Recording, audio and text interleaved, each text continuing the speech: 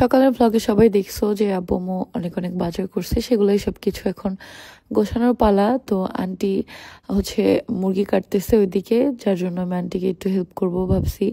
আর আব্বু বাসায় এসে তোমাদের ভাইয়াকে ঘুম থেকে উঠাইছে, একটু আদর করতেছিল, হাতে কাটা দেখতেছিল, কথা বলতেছিল। তো এখানে আমি হচ্ছে সবকিছু বের করতেছি, আম্মু আমার সাথে হেল্প করতেছে।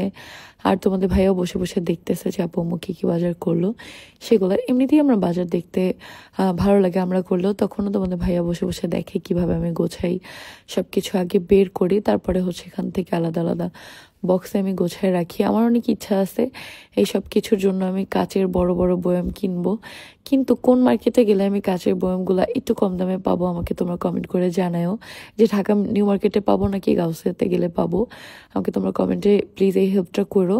কাচের বড় বড় জার কিনতে চাই আমি আমার রান্নাঘরের জন্য, সুন্দর ডেকোরেশন করার জন্য। আর খুব তাড়াতাড়ি আমি একটা টি কর্নার বানাবো বাসার একটা কর্নারে, যেটার জন্য আমি অনেক কিছু অর্ডার দিয়ে দিছি। চলে আসবে যখন তখন তোমাদের সাথে শেয়ার করব। বাট টি কর্নারটা আমার বাসার কোন পাশে বানাবো আমি এটা বুঝতেছি না, যে এই ড্রয়িং রুমে বানাবো নাকি ওই ড্রয়িং রুমে নাকি ডাইনিং রুমে নাকি কোন সাইডে বানাবো, এটাই আমি ভাবতেছি। আর এখানে আমি সব কিছু বের করে দিচ্ছি। এখানে যেহেতু পুরো মাসের বাজার আছে, সব কিছু এর মধ্যেও অনেক কিছু আছে, আবার মাসে 20 দিন বা 25 দিন গেলে আনতে হবে। যেমন ডিম আমাদের আনতে হবে 10 দিন পরেই। ভাই আমাদের মাসে অনেক ডিম লাগে বাসায়, যেহেতু সবাই সকালে ডিম খায়, আবার ভালো নুডলস রান্না করা হয়, আবার ভালো লাগলে বিকালে ডিম খায়। এটা যার যার মন মর্জি মতো, কারণ আল্লাহর রহমতে যতদিন আল্লাহ সামর্থ্য দিবে, যারাই আমার বাসায় থাকবে না কেন সবাই মিলে যাতে খেয়ে থাকতে পারি, কেউ বলতে না পারে যে না না খেয়েছিলাম বা কিছু। এখন খাওয়ার পরেও যদি কেউ সেটা না বলে যে না ওই বাসায় না খেয়েছিলাম, সেক্ষেত্রে তো কিছু করার নেই, কারণ উপরে একজন আছে, তার কাছে না কিছু বলতে হবে না তুমি কার জন্য কি করছো, কে কতটুকু খাইছে, কাকে তুমি খাওয়ায় কষ্ট দিছো, সব সে জানে। তো তার হিসাব তার সময় মতো সে নিবে সবার থেকে। তাই আর অনেকেরই বিচার এই দুনিয়ায় হয়, অনেকে সেটা টের পায়, অনেকে টের পায় না। যাই হোক, আল্লাহ সবাইকে ভালো রাখুক এটাই বলবো।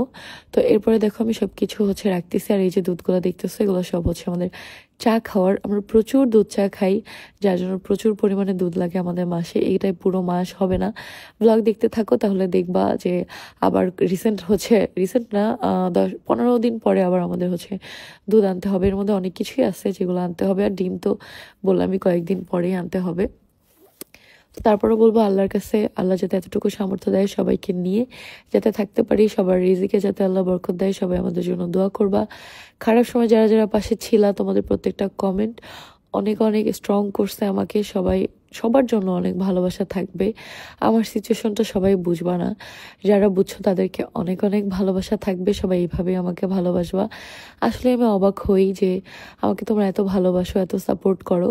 তো সবাই অবশ্যই আমার এই নতুন পেজ তিশুস ওয়ার্ল্ডটা সবাই ফলো করে দিও, যাতে হচ্ছে এইভাবে আমরা আরও সামনে আগে যেতে পারি, তোমাদের ভাইয়ের পাশে থাকতে পারি, আর তোমরা যাতে আমাদের পাশে থাকতে পারো। তো আমি সব কিছু বয়ামে ঢুকাই দিচ্ছি। আন্টিও দিক দিয়ে আমাকে বলতেছে মা তোমার গোছাইতে হবে না, আমি গোছাচ্ছি সব কিছু। তো আমি বলতেছি যে না আন্টি, আমি যতটুকু পারি আপনাকে হেল্প করে দেই।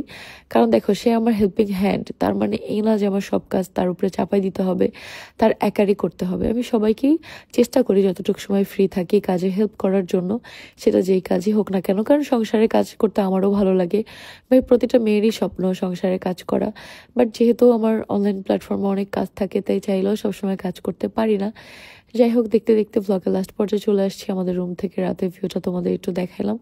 তো সবাই সুস্থ থাকো, ভালো থাকো, সুন্দর থাকো। আগামীকাল সকাল 11টায় আবার নতুন একটা ভ্লগে সবার সাথে এই পেজে দেখা হবে। আর ইউটিউব চ্যানেলে কিন্তু ভ্লগ আপলোড হয়ে যাবে রাত 9টায় আহাদ ভাইতে। অবশ্যই তোমরা সবাই যেয়ে দেখে আসবা। আল্লাহ হাফেজ।